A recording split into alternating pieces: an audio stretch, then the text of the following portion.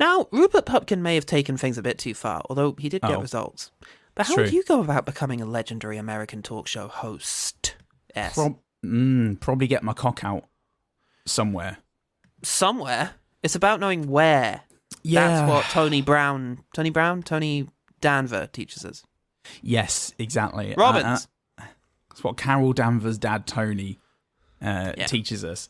It's not about the cock as it is the context in which the cock is produced. And I think... Oh, crucial, mate. You can't do it in church anymore. That's been done. Yeah, no. That's hackneyed. I'm going to say Ryan Gosling.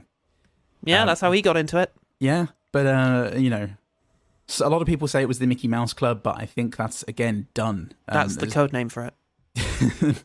Getting your cock out in church. Yeah. Okay, so Lewisham Market seems to be the hub of culture in the UK.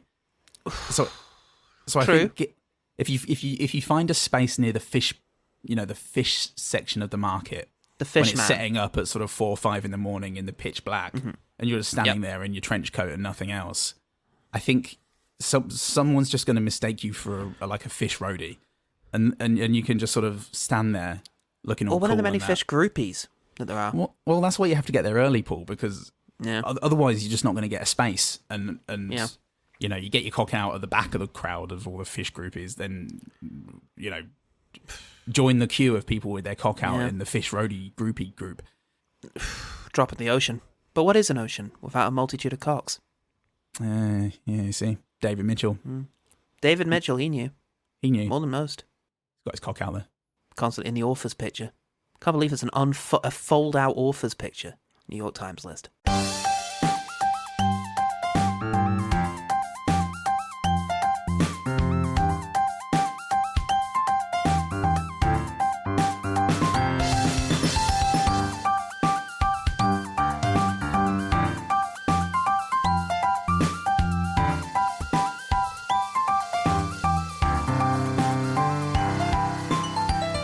Hello and welcome to One Good Thing, the podcast that loves good old-fashioned American fun. I'm Paul Pupkin. I'm touching everything. I'm ruining the house. Oh no, get him off the tapestries. Yes, we are finally free of the merciless shackles of Algorithm Month. No. Mate, we had a 58% increase in listeners in the last 2 weeks, genuinely. Oh, okay, well, we'll just keep doing it. Yeah, let's keep doing that. We're back, folks. Welcome to Algorithm Month Mark II, the rest of the podcast. May it never die. Long live Algorithm Month. Thank fuck. It's finally here. It turns out there's a reason literally everyone on the internet is doing this. We thought we'd be the ones who buck the trend. But here we are. I'm not, we'll try and still find time for, for Recommendations Month. I can't even remember it. It's that far out of my head. But frankly, unless... Loser suggests a movie month. I think that was its former title. Unless Tiptoes becomes suddenly rapidly relevant due to the imminent release of Tiptoes 2, still tipping, it's unlikely to get too much priority. We've got to chase that algo. We've got to get all up in that algo, mate. And I feel like when the podcast started, because of the sheer glut of bad movies we had, that's essentially what it was anyway. We were doing all the big bad movies, other than The Room, for the love of God, not The Room. Oh, but we got to Dorian Gray pretty quick. And I guess episode 5 was The Devil Inside. So yep. But we had your Assassin's Creed. We had your Batmans versus Supermans. We had your... You had your Batman supers. And then, we were back after Dorian Gray. We were back to doing Lesbian Vampire Killers, mate. All the biggest films.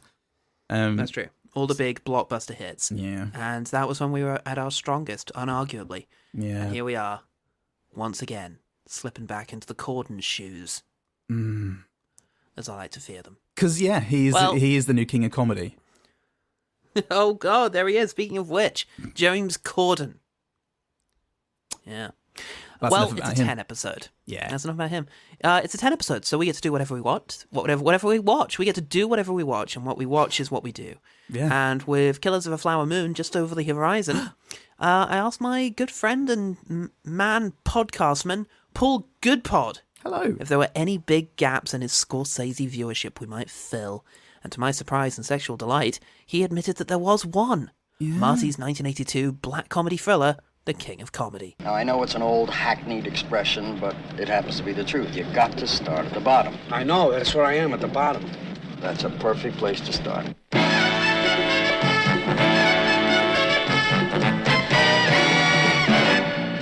So will you please give your warmest greetings to the newest king of comedy, Rupert Pupkin. His name is Rupert Pupkin. He lives in a world of make-believe. Oh, Jerry, I love this guy. Always coming up with these great lines. I love him. Nobody can remember his name. Mr. Pipkin. Mr. Pupnik. Mr. Puffer. Rupert. Pupkin, Pupkin. But by 11:30 tonight, the whole world will know that Rupert Pupkin is the new king of comedy. Robert De Niro, Jerry Lewis, in a Martin Scorsese picture. The king of comedy. Yeah, and as it turns out, checking the IMDb, probably a whole bunch more, but none of the big ones. Oh, yeah. You know, I've seen God. Silence, and I've seen the other one. So the just big two. Yeah, Yeah. but Silence and Hugo. Yeah. Oh, that's it. Hugo. Sorry, I forgot Yeah. because I was too busy realizing that Hugo poster. he's the most famous director of 3 films only, isn't he? I think. Yeah. Oh, God, yeah. It's amazing Yeah, that it's he's gotten this amazing. far directing. He didn't direct anything for the first 20 years of his career, and then he did King of Comedy. It's amazing that he had a career without having directed anything, but he managed it, and that's what's amazing. Just amazing. Actually, it would do. Let's have a little look at where Scorsese is at this point in his big old mad career that he's had for decades now, literal decades, mate. Sounds good.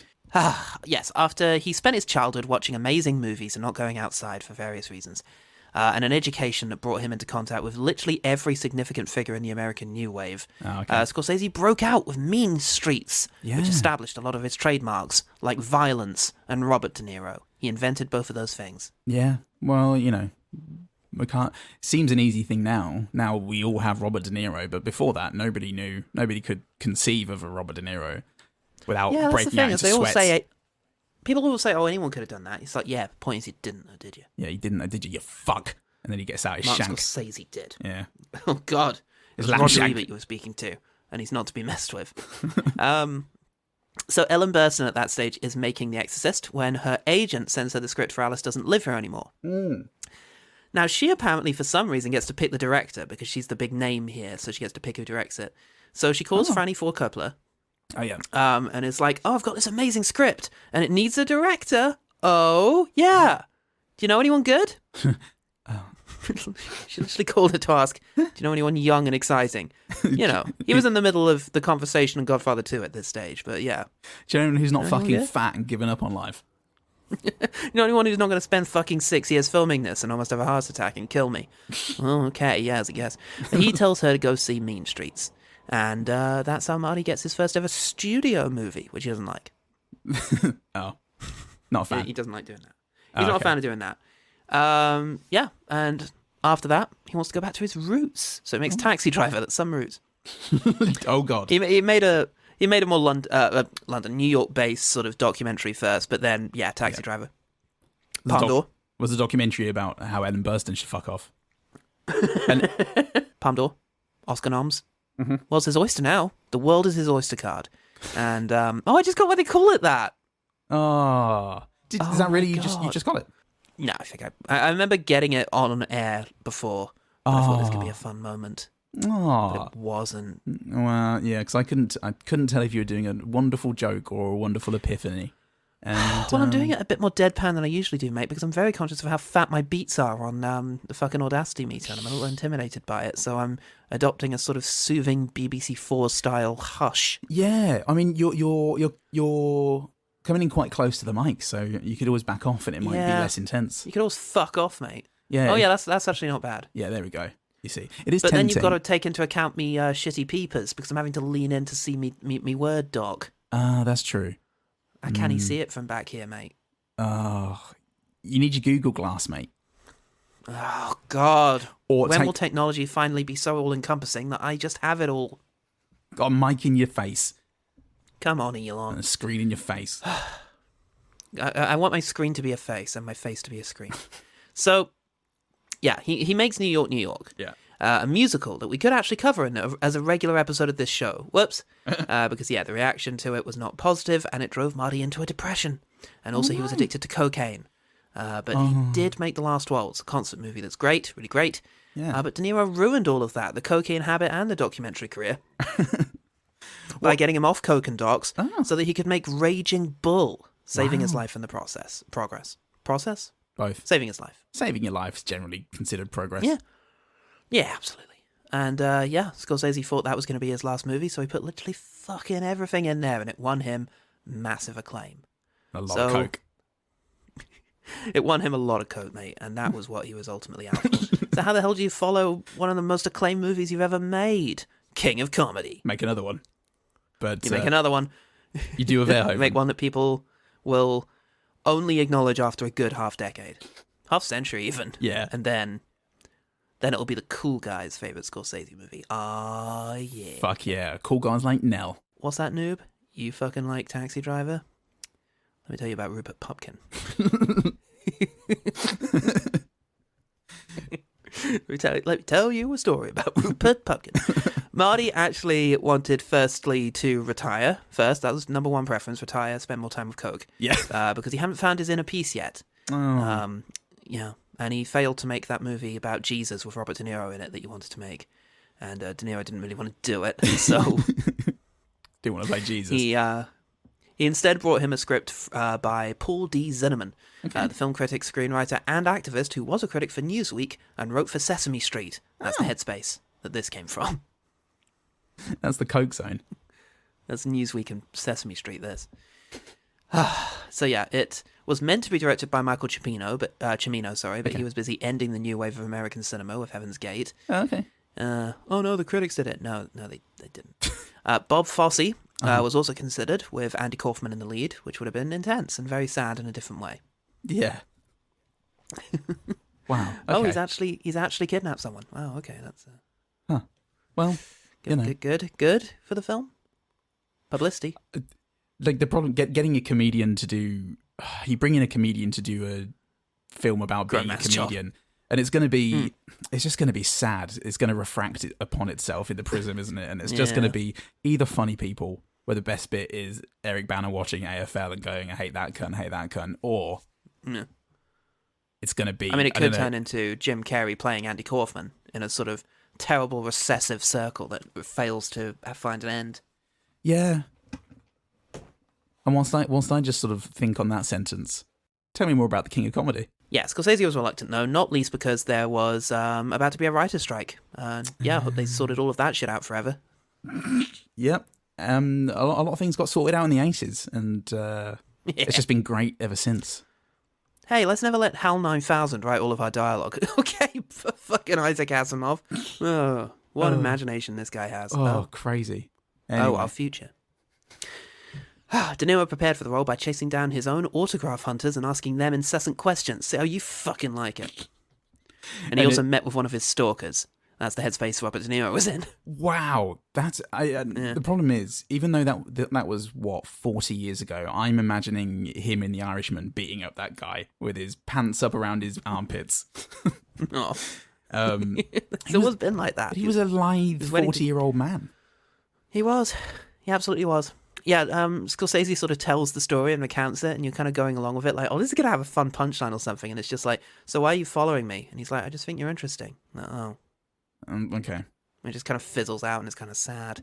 Oh.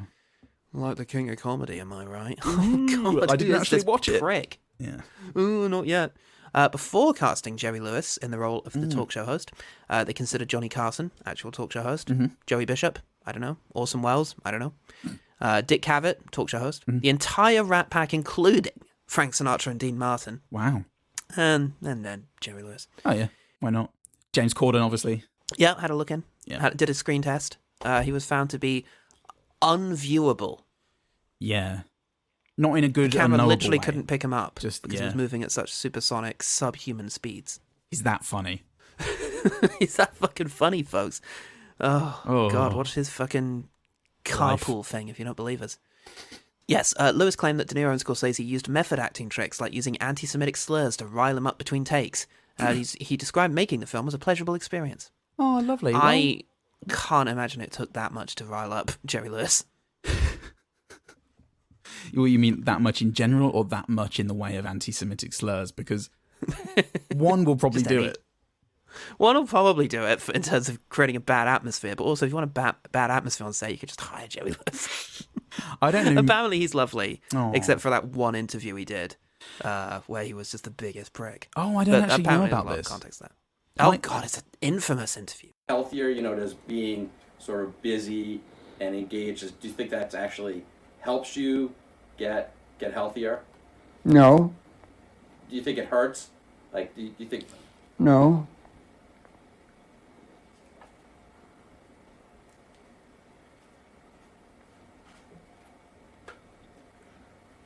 You've been coming to Vegas you've lived here for a while, you've been coming here for a long time. How is Vegas different for you than when you first came here? When was the first time you performed in Vegas? 1947. Can you tell me what Vegas was like when you first showed up? It's not. It's the same. It's the same? Exactly the same. Well, my relationship with Jerry Lewis is that for the longest time I thought he was in Blazing Saddles, and then I realised it was Slim Pickens. Oh, okay, right. And then that's quite different. And then I saw The King of Comedy. I've seen him in a few films. I've seen him in like the original Nutty Professor, where he gave the performance that Professor Frank was based on. Wow, there you go. Yeah, he's very big in France. I'm aware of that. Jerry Lewis or Professor Frank? Both, mate. They fucking love him. Critics felt ambivalent about The King of Comedy, which was not at the time a criminal offence. Roger Ebert commended the film, saying, Martin Scorsese's The King of Comedy is one of the most arid, painful, wounded movies I've ever seen. It's hard to believe Scorsese made it. Instead of the big city life, the violence and sexuality of his movies like Taxi Driver and Mean Streets, what we have here is an agonizing portrait of lonely, angry people with their emotions all tightly bottled up. Mm. Yeah. He just wanted to... And then Roger Ebert went out with his six-shooter and just lived his best life, you know? He can't relate to it. He can't relate to this bottling up of what could be handled on the streets. Now I'll be Travis Bickle? I forget the name of the guy. Yeah. Okay. That's the guy from fucking Taxi Driver. Fuck yeah, films. I remember him. Did films. So was that like a 3-star review from Roger Ebert, or? Well, he stars movies out of 4. It could have been. I'm not sure. Okay. A 2.5-star one then, because he's a fucking mad dog. That his review alone does not bespeak the ambivalence. For ambivalence, I've got Pauline Kael. Okay.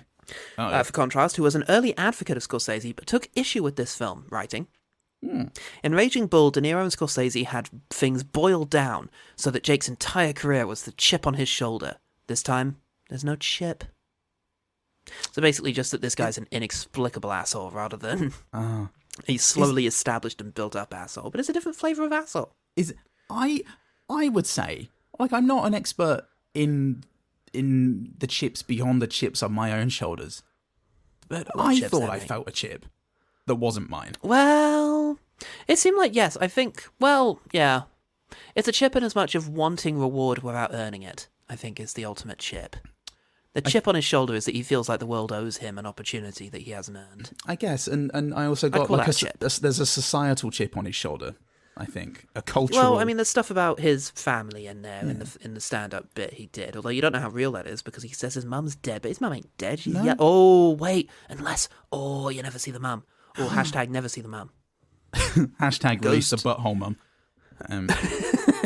God, I love the butthole mum. But I think he's got a socio-cultural chip on his shoulder as well. And maybe the reason Pauline Kael didn't see that was because of the anti-Semitic insult she was yelling at Jerry Lewis. Well, quite possibly. But that's a pretty bold thing to yell at one of the greatest film critics ever lived. Nevertheless, I'm just doing it to support your right to do it. Yeah. I support it in a gassy kind of way. The best kind of way. The only way that we can do it sympathetically now as white middle-class men. The only way I can do it at the moment. Oh, at least he's ill. Anyway, more explanation on why I'm so ill in the Patreon, folks. Yay. That's right, patrons. Lucky you. Thanks for your money. Public, meanwhile, feel it is better to be king for a night than a schmuck for a lifetime. Nice. Jim Huey on Google said, Different gear, top film, funny, weird, and interesting. Bob, as always, delivers. Bob. Dark, different, and certainly entertaining. Scorsese shoots, and he scored on this one. Well worth watching twice, 3 times, 4 times, again and again. Let the good times roll, and keep it going, Martin S. Top man, top filmmaker, a legend that will live forever, and I'm sure you will. The best always do. Peace and love, brother. Only bad people die, Paul. That's what we've learned in this world. Just think of a death and like first thought, best thought, and just rest assured that you can go, bad person.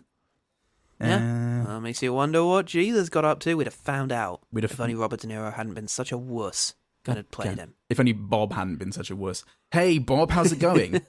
Who the fuck is this guy? And then he just shoots him. Wasn't Robert De Niro, though. Didn't sound anything like him. I don't like calling me Bob. Yeah.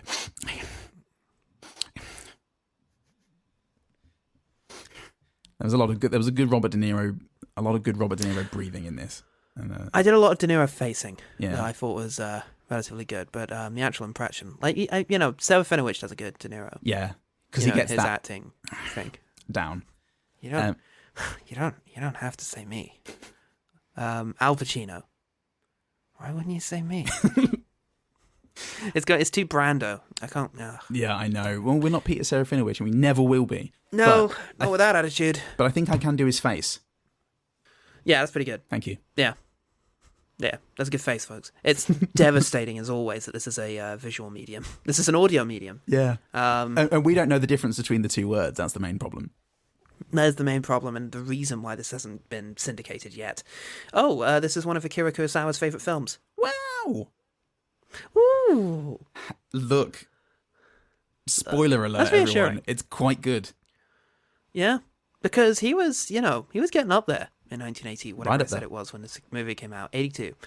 And saw one of his favourite films that late. Can happen to any of you. Happen to you right now. I mean, you keep checking out my top 30 list. We'll revisit it one day. It's going to be full of films from the last few years. I have no memory. I have no long-term memory. Absolutely, guys. Recency bias. It's only a problem if you ever go back. It's only a problem. It's only a problem if you disagree with it. Exactly. Yeah. The film has 88% on Rotten Tomatoes, 7.8 on IMDb, 83% again. Oh no, it was a different number I said. Let's try again. The film has 88% on Rotten Tomatoes, 7.8 on IMDb, 83% on Google, and was a box office bomb when it came out, but has since become recognised as one of Scorsese's very best, except by Pauline Kael. So, Paul, you little old Ed Hurley. Mom! What's one thing about King of Comedy that made you want to say hello to Jerry? It was Nail's constant state of horror from beginning to end of that movie. Finally, I got to see a movie. I got to see a movie with social awkwardness that made her cringe more than me. I would really love to hear that as just an audio commentary. It was me. Constant track of Nell just. Oh God. Remember how It was how. Do you remember how I looked like my whole world was ending when we were watching All My Friends Hate Me? Oh yeah. It was that, but without the subsequent panic attack. She bounces back quick. She's old Nell. She's a trooper. She's a lovely, resilient broad. And oh man, what a dame! But so it was mostly the atmosphere in our room whilst watching the movie was me turning around and going, "This is fucking amazing," and Nell just going, even though good old she agreed. Oh, yeah. Well, you have to agree with that sort of thing, especially when it gets right up in you. Oh yeah. Well, let's talk about it getting all up in us. Let's talk about the beginning of this here movie because we've got a great talk show man called Jerry Lewis, with a pronunciation over the S, so you know it's not, it's fiction. And he's leaving the recording studio where he's about to be mobbed by all the people who just absolutely fucking love a Jonathan Ross type. Well, you can imagine it with James Corden, so I can imagine it with Jerry Lewis. One day he's got to hire some security. I'm just saying it would help. It would help with getting Sandra Bernhard out of his car, and he wouldn't have to rely on Robert De Niro's De Niroing the crowd in order to get him into his car and away. But on this occasion, he does. He does. He has to. You have to hope that the least dangerous of your weirdos is the one that prevails. But what are the odds of that? Well, let's find out, I say. Yeah. They eventually get Sandra Bernhardt out, and Robert De Niro just ends up in the car with Jerry Lee Lewis. Yeah, it's Jerry Lee Lewis. Yep, and he gives him his elevator pitch as to why he's going to be great, and it's going to be great. I just want to tell you, Jerry, my name is Rupert Pupkin, and I know the name doesn't mean very much to you, but it means an awful lot to me. Believe. Calm down. Calm down. I'm a little Take your nervous. time. You might have wondered who I am. I've been outside your show many, many times. And, I'm in communications right now, but by nature, and this is the point I'm trying to make, by nature, I'm a comedian, No, I know what you're going to say. I don't know another one. But believe me, Jerry, I'm very good. I'm really good. I'm dynamite. And I wouldn't go through this. I wouldn't take 1 minute of your time if I wasn't absolutely convinced that I'm dynamite.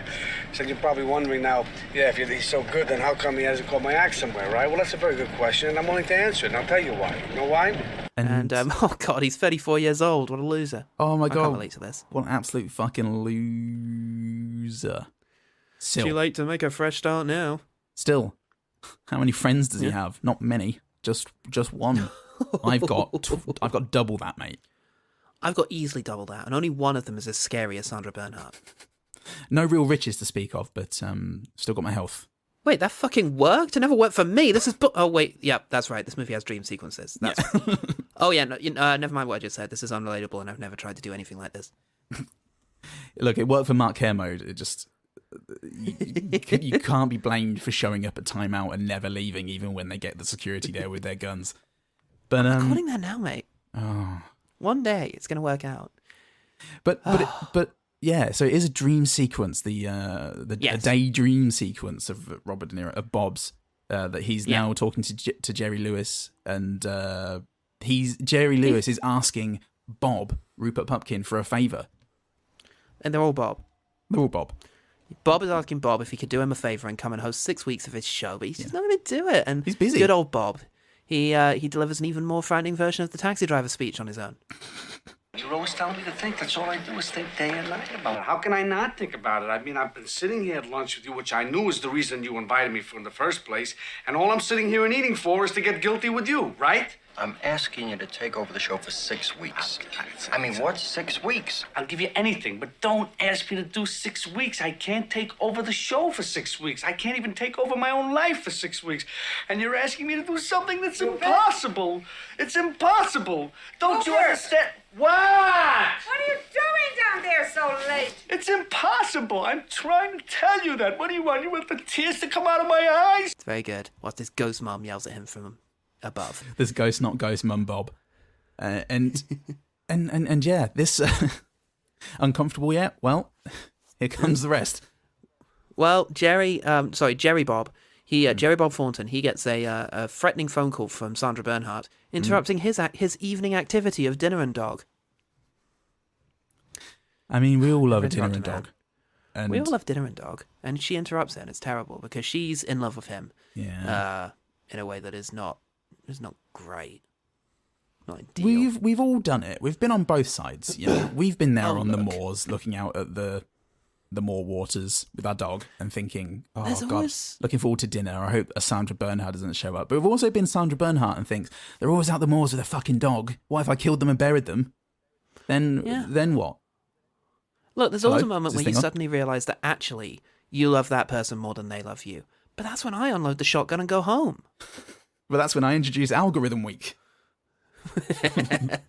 And you win them back over, folks. Welcome back. You bloody did it, mate. Oh, good. We get to see him go on a date. This will be smooth. And all that leads in one direction, Rita.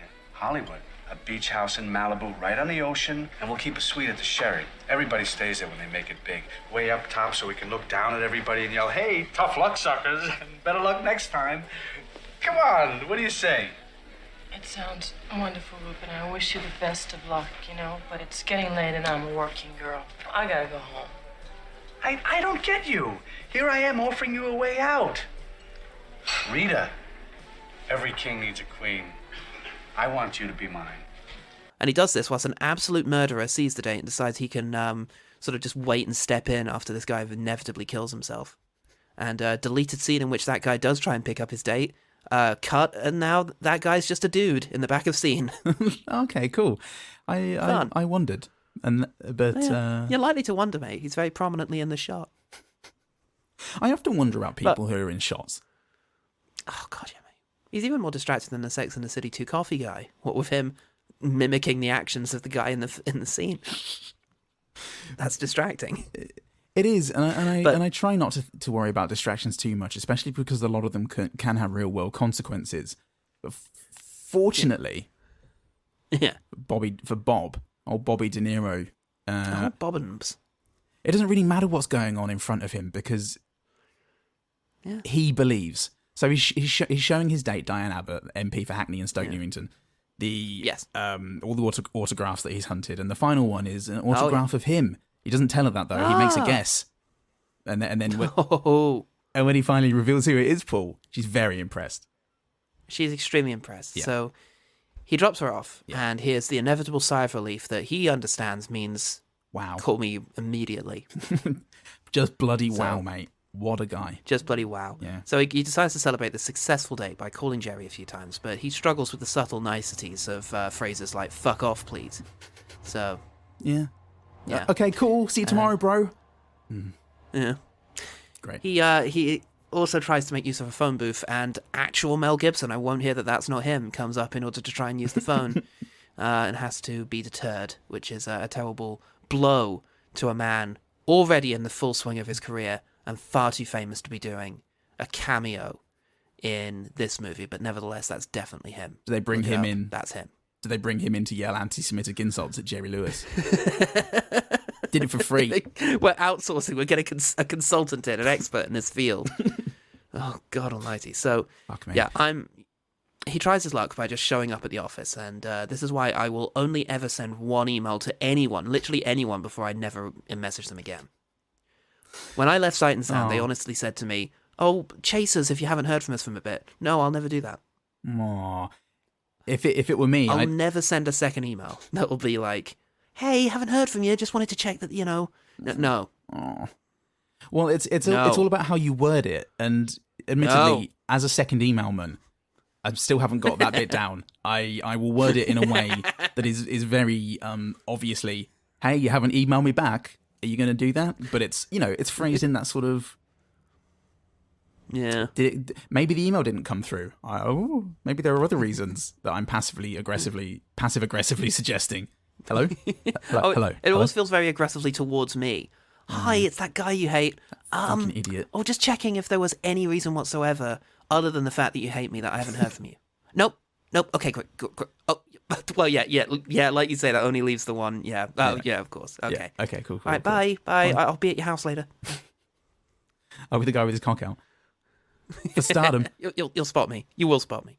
So yeah, he tries his luck just showing up. Yeah. And he gets an absurdly good outcome from his batshit behavior, but that's not enough for him. So he pushes harder and gets an even fucking better one, which is still somehow beyond him, because it's gone from get a job in a club and we'll send someone to see you to literally audition for us and we'll survey it and I'll give you feedback, which might be still blowing him off. I would, but nevertheless, that's a hell of an in. It's still blowing him off, but it is a hell of an in, and it just show you how far sociopathy can get you. Come on, guys, you've seen Nightcrawler. It works. You get all the way to the top. It works. So being a sociopath, it works, bitches. Do it. Just do it. It's easy. Just decide. Just do it. Just decide to be a sociopath. Invade somebody's privacy. They'll remember you. Just pretend that you're doing a podcast in real life and that they're your valued listener. Yeah. Works for us. So he goes home and he makes an audition tape that is reminiscent of the one the Joker made. No, I don't mean in the movie Joker. I mean the one in The Dark Knight where he just kills that dude. It's that level of engagement of hijinks that you're getting. Christ. Oh man, I forgot the Joker was a film. I didn't think of it once. Didn't think of it once during this. That's funny because I'm always thinking of the Joker. I'm always thinking of Joker. Oh yeah, I'm always doing that Gary Glitter song and dancing down staircases. That's it. But, I fucking love that. There was no need during this. I was so involved. That's it. Yeah. He imagines some more crazy shit for a while, and then he gets more unbelievably good feedback from the show, but doesn't want to do that, so he decides to get nuts. Let's get nuts, folks. Well, the feedback is, I would say, a blow off, and maybe this tells you. your priorities and your sense of defeatism, and why you're not actually at timeout, just or sight and sound offices with your cock out, pressed up against the window, saying, "Hey, why don't you just give me more work?" Because I'd say it's a blow off, because she says, "Hey, this is great. This is really, really great. However, no." Well, you've got to develop your material more. Yeah. So there are some clubs you can try. These ones, I think she names them. Go try these clubs and see if you can get better. And then once, I think she even leaves the door open. She says, once you've worked on it for a bit, let us know and we'll send a scout. Yeah, it's true. Yeah, we'll send a scout. Fucking hell. But it's all We'll send a fucking scout. It's an arm's length. Yeah, I guess that was a thing back in the day when it wasn't just about. It was a bloody thing. You couldn't just YouTube it. Couldn't just YouTube it and then just get exploited. You had to send somebody out there to exploit them. Nevertheless, he decides at this point it's good to go loud. We're going loud, folks. Stealth's off the table. In fact, thank God he's being escorted out. Oh no, he's been encouraged back in by Sandra Bernhardt. No. Why would that security guard have left? Where is he? What is more important than observing this man until he's literally dead? Lunch break, mate. He's union. Oh, fuck, he's union. He's union. Yeah, he's out of here. You're not going to hear from him again for at least 30 minutes. He takes an hour 15 for lunch, mate. He just spends it sitting around picking his ass. So eventually they manage to wrestle him out. Jesus Christ, he got a second date? Fucking hell, the things that you can get if you just ask people and are insane. Yeah. Which one of those traits don't we possess, listeners at home? Find out. Engage with us socially. Where's he going to take her, though? Somewhere not insane, I hope. To Jerry's house. Okay, cool. Yeah.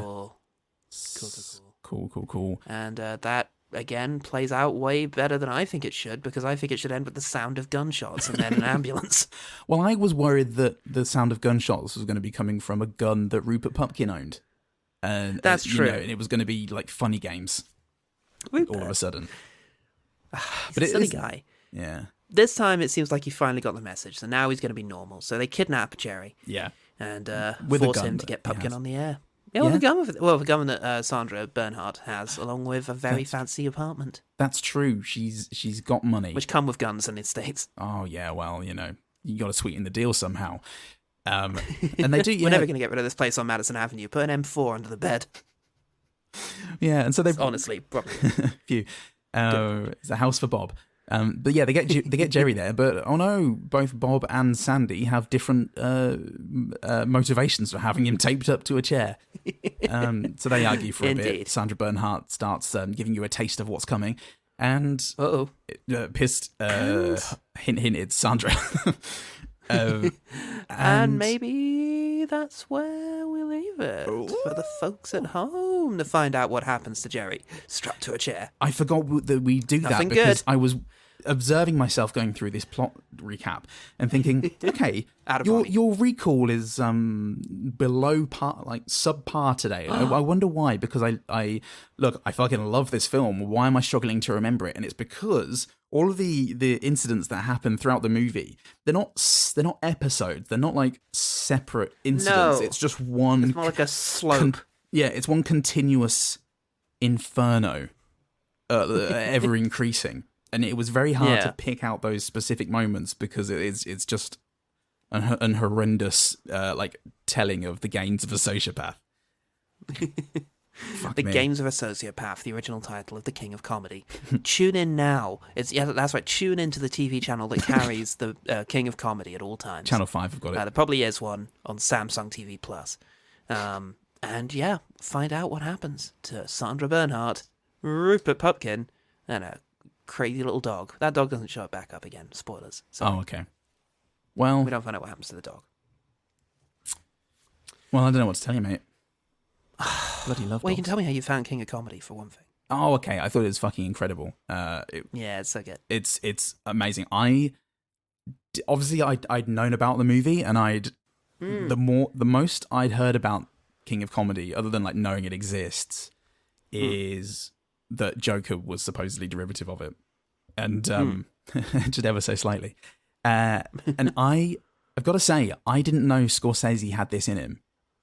I didn't know he had it after watching, all of his gang movies, all of his Ray Liotta and Bobby De Niro movies, And then going on to watch something like Silence, which for 95% I loved. And then there was just 5 minutes of kind of po-faced religious expression that I found just far too sincere for my liking.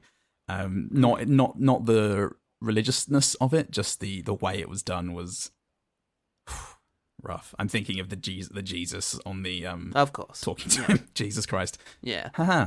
But I, even without Silence and some of his later movies, I didn't know he had such a slick black comedy in him. And a lot of that is down to Robert De Niro, who is just unreal. He's incredible in this. Especially, again, after decades of this like Robert De Niro character that he almost is in and of himself. To have this cinched physicality whilst also being the most overbearing monster that you've ever met. Yeah. Just amazing. A pitch perfect performance. I'll leave it there for now and start a conversation. Yeah, it is a big departure for De Niro, I think, who really gives it a sort of very weaselly kind of air, which I always enjoy seeing from the sort of big tough men. Yeah. You know, like you've got, it's like Humphrey Bogart and the Treasure of Sierra Madre. It's fun to see them play despicable and kind of pitiful. I always think that's quite fun because obviously, you know, Jake LaMotta from Raging Bull is very pitiful. You know, just a really fraught kind of pathetic kind of character in a different way, in a very sort of macho alpha kind of way. Yeah. And it's fun to watch a character who's very different, but is still possessed of that Paul Schrader-esque self-confidence, but it's just completely unearned in this case. Yeah. Because, you know, with Taxi Driver, he does have the secret weapon, which is his capacity for violence, which Pupkin kind of has, but it just grows out of this absolute disconnect from reality that he has. Which just is such a fascinating motivator for a character. Yeah. And, like, in that physicality, there's something self-effacing about it. Where, like, he's very... He keeps, like, all of his gestures, and unless he's trying to, like, shake someone's hand, which he loves to do and, like, hold on to way longer than is comfortable for anyone. But so much of the time when he's conducting himself in front of people that he's trying to make a good impression on, he's got this weird etiquette where he's almost... where, like, he comes across as quite submissive. But the things he's saying, like a steamroller of arrogance and completely misplaced confidence in himself. So it's quite... You see that when he's dealing with the authorities at the end. When he is just completely possessed and confident in his plan. There's no moment of self-doubt to Rupert Pupkin, and that's fascinating. But there's also something absolutely intoxicating about his friendship, kind of, his relationship with Sandra Bernhardt. And because in those moments, you almost feel like this is the true him. Yeah. Because the artifice slips away. He's not trying to impress anyone, and he is just talking earnestly and having these wonderfully pathetic arguments with her that just boil down to things like semantics, like siblings fighting in a way that is just really natural and a lot of fun. Rupert, I gotta talk to you for a minute. Wait, what happened last night in the car? Did Jerry say anything? Nothing happened. Did he talk about me? No, he didn't talk about you. He talked about me, as a matter of fact. Well, he must have said something about me. He didn't say anything about you. What's he gonna say about you after what you did in the car last night? I couldn't believe it. And you must be really loving this, Rupert, huh? You were schmucko supremo last night. Hold on a minute. I'm the schmuck. Me. You're wrong, buddy. You're very wrong. Yeah. Because if I hadn't gotten in that car last night, you never even had the chance to talk to Jerry. Keep that in mind, okay? What? Yes. Listen, I don't want to be cruel, but really, we're in front of Jerry's building. God forbid he should see me with you, because Jerry and I have a real relationship going. You know what I mean? No fantasy world. You know what I'm talking about? And after what you did last night, I don't even want to see you anymore. You hear? I don't want to see you. Fine, bye. I gotta go. There are those moments, as you say, when his guard is down, that he is... I mean, the extent... Just yelling at his mum. Yeah, the extent of his sort of self-centeredness. You know, he lives in a him-centric world, and we all do to an extent, but he really fucking does. He's only... to me, you know, he's this guy that is brought up, and fuck me, the opening scene with Jerry Lewis getting into his car and being mobbed by people, and then Sandra Bernhardt being there and screaming. Fuck me, does this feel prescient, Paul? And I imagine it felt more prescient as, you know, each decade passed. It's La Dolce Vita, the king of comedy, and now today. Yeah, but I mean, this has always been a constant. I mean, the Yeah. Beatles were making movies about this in the 60s. It's True. always been this bizarre fascination with celebrities that has always bordered on the unhealthy. True. Again, Elias Kazan, Faces in the Crowd as well, Yeah. touched upon this. There's just... Yeah, I think the acuteness nowadays is how well connected we all are to everything else that happens in the world. So it feels like it's the same level of intensity, but you can be forgiven for thinking it's more ubiquitous than it's ever been. Even if, as you say, it's been a part of culture, especially celebrity culture for a long time. But anyway, he's this guy who is just. Raised whether or you don't know if his routine is true about his parents, but it doesn't really matter really. No, well, it strikes me as like the parents maybe either had played a negative part or played very little part in his upbringing, because he's been formed by this society, and this sort of what's the word? Well, culture of celebrity and culture of personality, and like it does feel like it's a strange spiritual cousin to La Dolce Vita. Of I was just trying to remember which observations from The Night Never Sleeps and which from The King of Comedy made me think of fascism, but both did in different ways. And he's just this guy who just has been raised to believe that he can achieve what he wants to achieve by being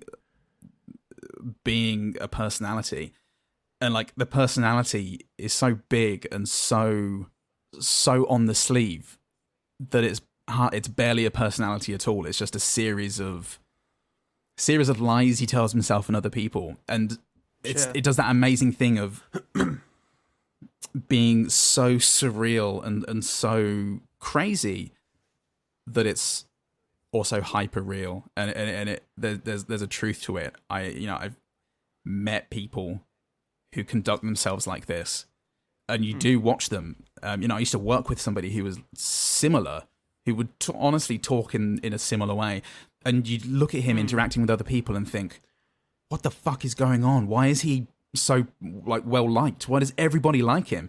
But then you talk to everybody and they go, oh no, he's a fucking dick. He's he's a horrible person. We just sort of put up with him, and it takes. This movie's pretty amazing for being what happens when people just give them the space and give in to just make them stop, essentially. Yeah. Well, I think we are invited to relate to Pupkin as well. He's not just this kind of terrible villainous character. He is. A guy who has been raised on television, who wants to excel and wants to have what he has seen on television, but without putting in the work, without actually, engaging really with the craft, because comedy is not necessarily the thing that interests him. It is a means to an end of sort of becoming a validated person. And he just lacks any of the sort of barriers that we might place between ourselves and just going up to the people who have the thing that we think we want and demanding it and insisting that we have it as well, because we feel that we deserve it, and consequently it is a very painful thing to watch, because you are just imagining yourself in that position and sort of being invited to sort of relate to the sort of societal rejection of it. I didn't relate to him. Wow. Don't make me sound like a psychopath. I just didn't. I felt way more sympathy for Jerry Langford in this. I felt so sorry for him. Just the constant invasion of privacy.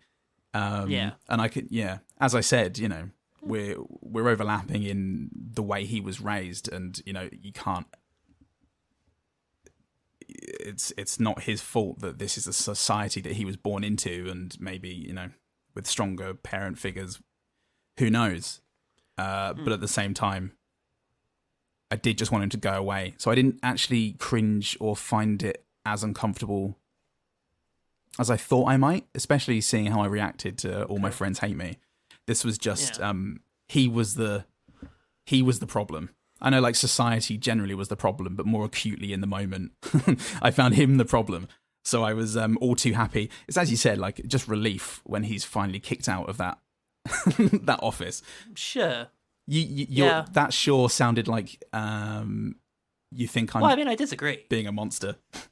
No, it's not that. I'm disagreeing with you. Yeah, okay. Like, I do believe that Scorsese almost always, even when he makes stuff like Wolf of Wall Street, he wants to invite us to sort of place ourselves to within No, I'm not saying these characters and empathise with them. No, I'm not saying as fact that he didn't invite us to sympathise with him. I just didn't. That's like my personal feeling. I didn't. I'm sure he. Yeah. I even said, he, as this guy who was raised in this society, something that is completely out of his control. Obviously, I'm not blaming him for. Well, it's not necessarily about blame or about backstory or anything like that, or is sort of, why he is this way. Because understanding why somebody does a certain thing doesn't necessarily lend itself to, empathizing with them or sort of having that kind of, character reinforcement. It's just about whether or not the actions are in and of themselves relatable. And I think his desire to get ahead in the world and his inability to understand the correct ways of doing it are something that we're encouraged to find sympathetic, even if what he then does is the sort of ghastly further thing. No, I agree with you. I agree with you completely. I'm just saying that my personal reaction, like my emotional reaction to his character, was that I just needed him to go. So I didn't really feel any sympathy for him during the movie. Does that make sense? Yeah, sure. I'm agreeing with you. It's just that my reaction to him was different. Okay. Yeah. All right. I mean, Scorsese I've seen, I believe, everything now of Scorsese's, and just in this period, he is doing such interesting things in terms of trying to break away from a mold that he's only really created in 2 movies, Mean Streets and Taxi Driver, maybe a little Raging Bull as well, of these sort of complicated tough macho guys. thing, yeah. The macho thing, and he's already made Alice Doesn't Live Here Anymore and New York, New York, and then after this he's going to make After Hours, Color of Money, and then he is going to make his Jesus movie with The Last Temptation of Christ. Yes. Before, making Goodfellas, a sort of return to, the earlier archetypes. So, he has always been a director who has been so interested in telling a diverse set of stories, potentially has struggled to do so. So I think one of the delights of this movie is just seeing him sort of take his kind of interest in society's oddballs and sort of quirky other characters, take it to a different place and explore an entirely different kind of loner and an entirely different kind of outcast, and sort of explore, their drives and their ambitions and their ultimately fascinating but dangerous actions, which is definitely something that he did indeed sort of pick up, or at least get inspired by, with Fellini and his habit of doing the same. So extremely good stuff, and speaks to a lot of his sort of interests. Yeah, the societal aspects of this were just I was just marveling at the pure horror of it all, like what's been created, like his singular self-interest, the way he impacts other people and like invades their lives is just pure chaos at times. Like when he's invading the office, and just walking, it was thrilling because of how he wasn't following the rules. no courtesy, no etiquette. It was just his self-interest, and it was thrilling and threatening, and every time he did that, it just got a little bit worse.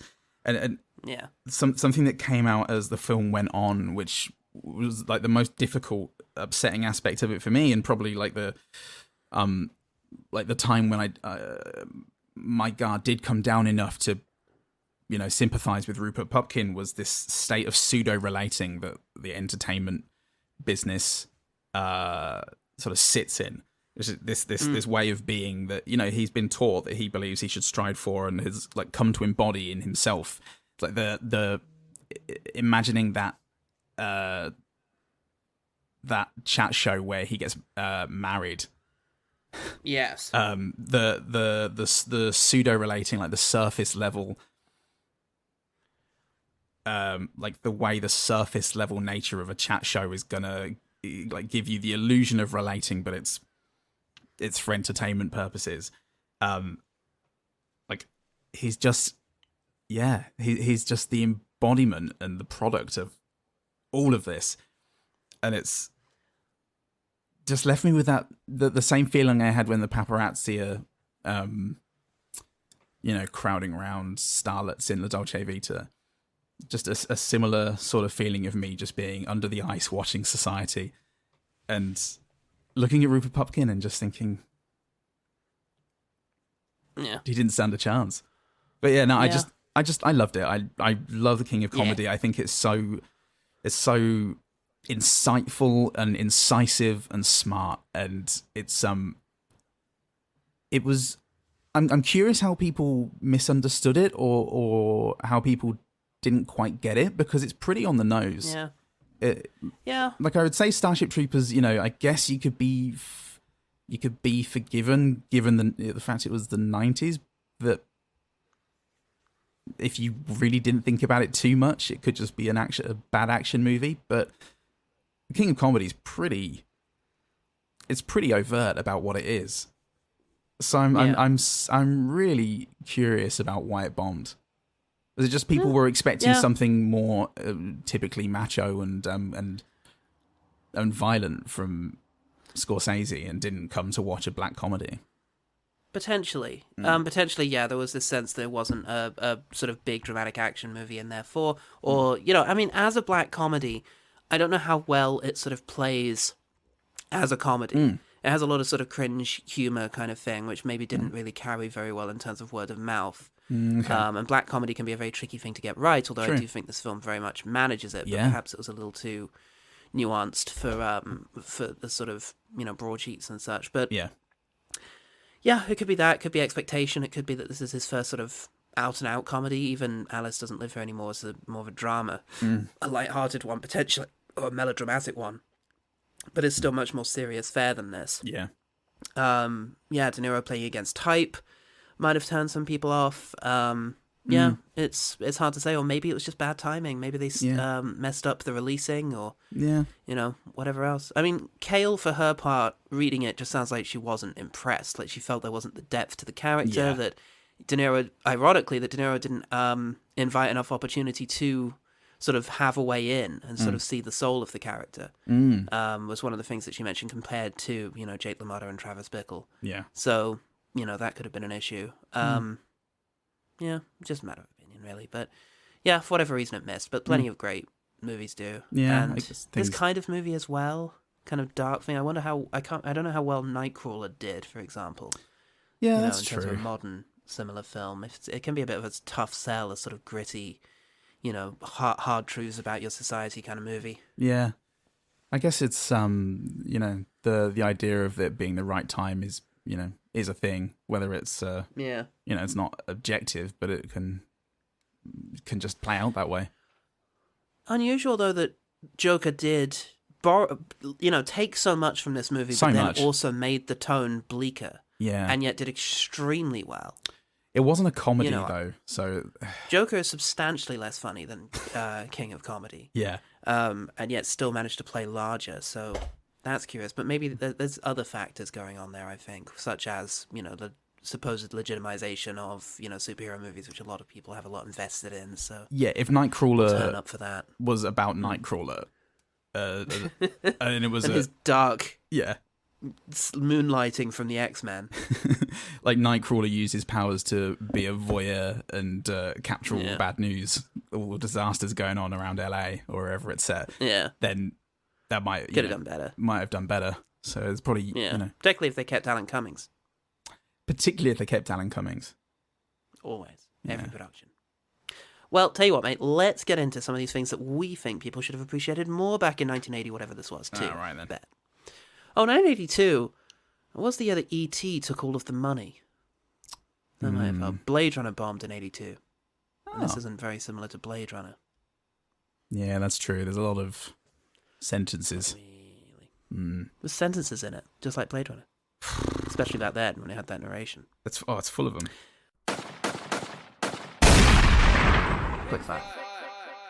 My first one is just, you start with this television sequence, but then as soon as you cut to the first stuff that's actually Scorsese's photography, the streets with Pupkin emerging from the crowd, just, plunges you into the way in which Scorsese shoots New York. And it's just such a really good sort of, And then when the credits come up, freezing with Bernhardt's hand over De Niro's face, playing the entire credits and then immediately returning to that moment again. Is extremely good. Very stylistic. Super. I loved his suit. I loved De Niro's suit in it. All his suits. Because he dresses like a talk show host. He's got the pastel colours or like the dark when he's wearing a darker suit, he's got those white loafers, and he dresses, he dresses the part. He's like self-actualization, the man. He's the secret, and he's dressing for success because he's been to the Tony Robbins retreat. And the job he wants. Yeah, exactly. And it just adds to the sad figure that he is. Yeah, and in that first sequence, he's actually wearing the same thing as Jerry Lewis throughout the whole bit, just to emphasize his sort of obsession. Yeah. What did I mean by the wall bit? Oh, yeah, of course. He goes and at one stage, and I don't know, this is a very abstract bit, but he goes and sort of performs some of his comedy in front of a crowd, where you just hear the clapping and the applause, and it's a still black and white picture of a crowd, but as it pulls back, it's just this immense wall covered in an audience. You don't know if this is meant to be in his house or some sort of museum he's frequenting because there's a white corridor around it, or if it's just an abstract dream space, but it's just a gorgeous, really, what's the word? Sort of encompassing shot. Yeah, I don't know if it's the beginning of that scene or there's a separate one when he's recording his. I think when he's recording his tape for the production company, and it starts off with a quite a close shot of him with the microphone or the tape recorder, and then the camera slowly pans round to reveal just this elaborate set of Jerry Lewis and everyone else, and as the camera keeps going, it just gets bigger and bigger, and it's just that's like silent, horrified laughing. That's what Nell and I were doing as it was happening, because it was just it was just gross. Oh god, yeah, absolutely. I really like the sequence where in the dream he's imagining Jerry Lewis. It's the second dream sequence where he's imagining Jerry Lewis really sort of saying, I listened to your tape and it was great, and giving him feedback, and he does this thing where he like mock strangles him and like whips his head back and forth, and then afterwards kind of grabs his face and is sort of smushing it.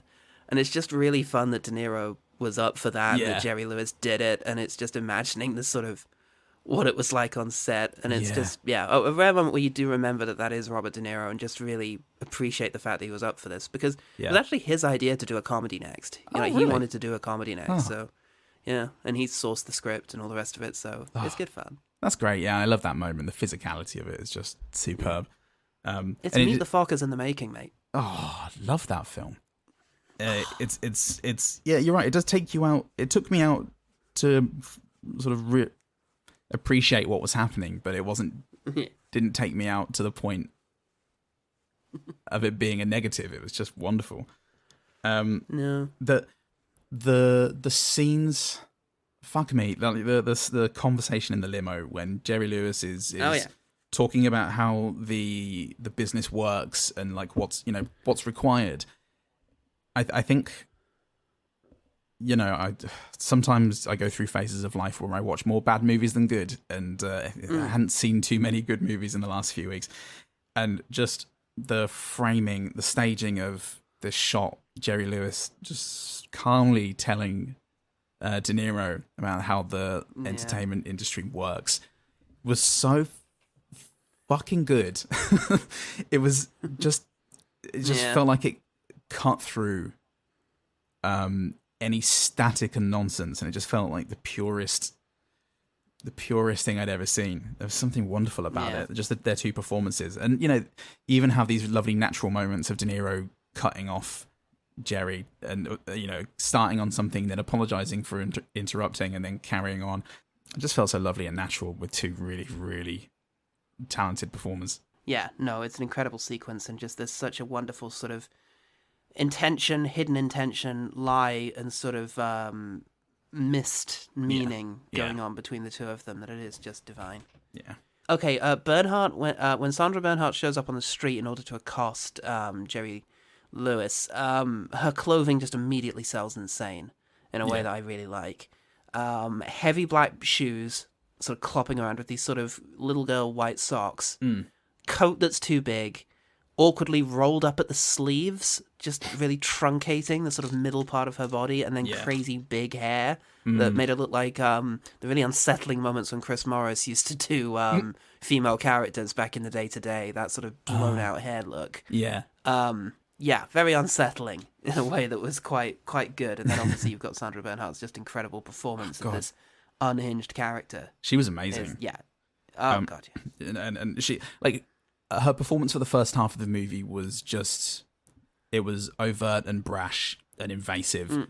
And the second half of the movie, when, you know, they kidnap Jerry Lewis, there is the last 45 minutes of the movie could have just been her doing the things she did in those scenes. Yeah. And it's utterly mesmerizing. Yeah. I don't think I've seen her in anything else. Oh, I've seen her about. She's been about. Yeah, it was in a lot of 80s stuff. Okay. I'm trying to think now what I've seen her in. Yeah. Cool. Well, she's been out. She showed up on a lot of comedies, I think, in the 90s as well. Okay. Well, the costume you described, there are so many elements there that immediately take me to 80s music videos, like the suit with the rolled up sleeves and the jacket, with the rolled up sleeves and things like that. Like, I'm thinking it's not Duran Duran, but someone like that. It's probably Duran Duran. Fuck him. The conversation with De Niro and Jerry Lewis near the end, De Niro goes, I had this conversation a million times in my head. It's going his way. And Jerry Lewis goes, did it always turn out like this? Did it always turn out this way? And De Niro goes, yeah. and it is really endearing. Yeah. It shows that softer side of him. Not softer, but like more emotionally honest and vulnerable, I guess. Side of him. And it's very charming. It is. And you think, maybe he's not going to be a complete fucking psycho. Maybe it's in there. In the next film. I really enjoy the Tati-esque reception area where he's constantly made to wait. It just has this really maddening, sort of soulless, over-designed kind of... I mean, the set design is just amazing throughout the whole thing because it does such a perfect job of communicating what is the kind of social sort of class nature of the space that they're in. And this lobby, this soulless kind of lobby with all of the divides and little booths and round spaces so that you're never looking at each other. And then his moment of just staring at the ceiling for ages and everyone else sort of looking up to try and figure out what it is he's staring at. Just, I really enjoyed the lobby sequence, the reception sequences, and the set design was a big part of that. Well, I loved, the set design made me gave me Milk Bar vibes. It's where the Droogs would go to drink Moloko. And just some of the inanities that he'd utter whilst waiting, like looking up at the cork ceiling and saying, cork blocks sound, and saying it as though he's imparting wisdom that only he could provide, and him providing that wisdom will make him seem like a better fit for the role of stand-up on the Jerry Lewis show. It just, oh man, you poor lunatic, just stop. I loved the first seamless transition into the daydream sequence because he talks about how this conversation's played out in his head, and then the next scene is Jerry Lewis coming into the restaurant to beg De Niro to host his show for 6 weeks, and I feel like we're all in on the joke, so we know very quickly that this is imagined, this is a daydream, but at no point does Scorsese or any of the performers lampshade it or worry that it's not going to be obvious or try too hard to make it seem real. Everybody knows, and there's just a joy to everyone being in on the joke together, and kind of there's a satisfaction in having figured it out, and then just enjoying the punchline of it all. It's such a good scene, and again, we're like 10 minutes in, and I just know that this is going to be a really remarkable film. Yeah, and I love the way it plays with, because once it's done it a few times, there are moments where it feels like it's really playing with the idea of you not quite knowing whether this is a dream or not. Like the scene where he does take his date to Jerry's house. Yeah. Oh, God, and it's only really the reaction of the staff that reassure you, okay, no, this is actually happening. And you have that sort of moment, that sinking feeling of, oh no, I really wish this was in his head. Yeah. Kind of moment. And yeah, it's just really eloquently handled, and the audience expectations constantly played with. Yeah. I really like the fact that when he goes to jump out of the car to kidnap Jerry Lewis, he drops his gun in just a very smooth motion. He accidentally kicks it down the street and has to go grab it before he's able to come back and sort of get him in there, but just doesn't let it faze him at all. Yeah, it's very good. Love that. Jerry Lewis gets a phone call from Sandra Bernhard and when he says, "How did you get this number?" At the same time, a guy on TV behind him is on the phone, and as he says, "How did you get this number?" it zooms into the guy's face on the phone, and there's something that was incredibly satisfying to see. It felt like total mastery of the scene. Love that I love the fact that when Pupkin is getting Lewis to read the cards, there's a tiny little more in brackets on each of the cards where there is a next card, and the whole thing with the cards is great because he's like muddled them up and mixed it up, and then the last one just says end in little parentheses, and it's very good to imagine him sort of constructing this and thinking about what would be helpful for him to have. Yeah, the niceties and the etiquette of it. That's what makes him such a fascinating character. As much as I wanted him to leave, like this fascinating guy who, even when he's kidnapping this guy to get this big break, he's so courteous to Jerry Lewis, and he keeps like asking if he'd mind if he had one of his chewing gum sticks, and things like that. There's nothing. Yeah, he doesn't see there's anything really wrong with kidnapping Jerry Lewis to get his big break. Yeah. So he should still be courteous and professional towards him. Yeah, just absolutely amazing.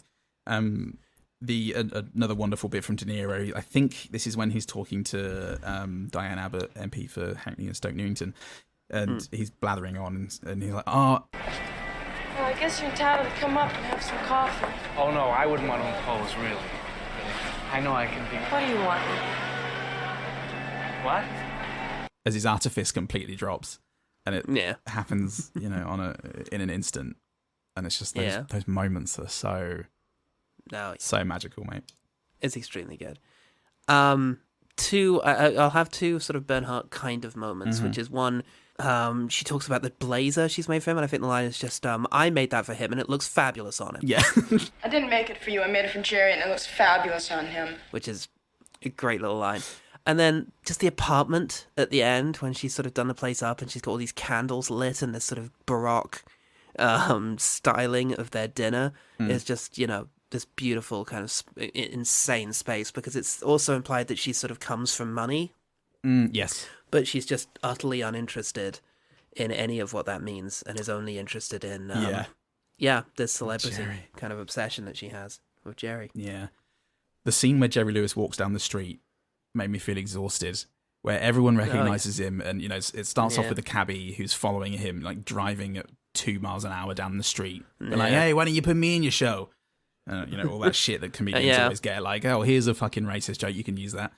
And then he's trying to accommodate everyone, which is really nice. Yeah, and be sort of quick-witted, quippy Jerry Lewis still. And then someone else talks to him for an autograph, and then there are just a bunch of tradies hanging off a scaffold, being like, "Hey, Jerry!" Yeah, he's walking there, and then that woman on the phone. Morris, you will not believe who's coming down the hill. Jerry Langford, right? Right. Oh, Morris, please hold on. Jerry, would you please sign my magazine for me? Yeah. You're just wonderful. I've watched you your entire career. A joy to the world. Please, Morris, would you just please say something to my nephew Morris on the phone? He's in the hospital. I'm sorry, I'm late. You should only get cancer. I hope you get cancer. The seamless transition into bile. is it's shocking, and it's really fucking funny, you know, because he's it like, is, such a big fan, and cancer. You should only get cancer. Yeah. You should only get cancer because apparently that is word for word what was said to him in a similar situation, and he actually directed the woman on how to deliver it exactly how it was said to him. That's so sad and depressing for humanity. It is. I know, gross. It's good stuff. Yeah. I love it. My last good thing is just the incredibly good editing throughout the entire thing. And this is Thelma Schoonmaker, who has been working with Scorsese since Raging Bull. To this day, has edited Killers of a Flower Moon. And is going to be coming to London to talk about a bunch of her work in the coming months, which I'm looking forward to because she used to be married to Michael Bloody Powell of Powell and Pressburger. So, you know, it's going to be some good stuff. But yes, just incredible work throughout the entire thing. It's hard to pinpoint an exact sequence, but just little moments where it would suddenly cut from dream to reality or just from one sequence to another. The moment-to-moment editing is kind of flawless in this way that just pulls you through it, but the structural editing is like this helter-skelter into madness that just is completely compelling. And, utterly brilliant. Cool. Well, I think we should just end it there, because I've got a bunch more, but I think I've said... You know, I've gotten across everything I need to, and this is just, you know, I'll sum it up. It's just a bunch of wonderful lines of dialogue, wonderful performances, comedic beats, perfect comedic timing, and I will just say there's a hard cut to Sandra Bernhard in the final act of the movie that leads to one of the most mesmerizingly horrific. and just truly brilliant scenes of the movie. Oh god, yeah. Oh Jesus Fabulous. Christ! Wonderful. Well, I forgot to ask the team. Young Martin Scorsese. I love the team. Sorry, there was a young Martin Scorsese in it, and he was smiling and laughing, yes, there was. and that was delightful. Oh, he's lovely, and he's playing the director. You little scamp, little scampy boy. Oh, look at him. Okay. This is so much nicer than your little cameo in Taxi Driver. Mine. Thank you for that. Then yours. I forgot to ask the team. But, tell you what though, at this stage it just feels impolite to not check in with BT Calloway and what his Twitter handle is at the moment. So the only reason I have Twitter is to mess with OGT. That's good stuff. Thank you, OG team. Thanks, OG team. We love that. We love that you're willing to put that much work into it, and we hope that never stops. Mess we're with terrified OGT. that this platform is going to die, and one day you'll be left without a place to troll us. Yeah. Well, we can. There's a blue Quest Fantastic has a Blue Sky account, so I can probably give. I thought you were going to say a blue tick verified account on Twitter. That's right. That's right. They're handing them out to fucking anyone. But no, I'll give OGT an invite and BT an invite if he hasn't got one, and then he can continue that on there. Fuck yeah!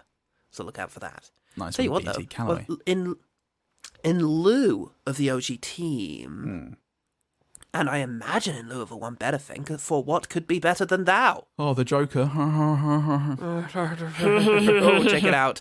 Check it out if you struggle to watch movies that haven't had a comic book character in them. But if you can tolerate not having that, you can watch this. You owe it to yourself, mate. Tell yourself that Rupert Pupkin is the Riddler, and you'll be okay. Or isn't he? It's like that's the kind of trick the Riddler would play.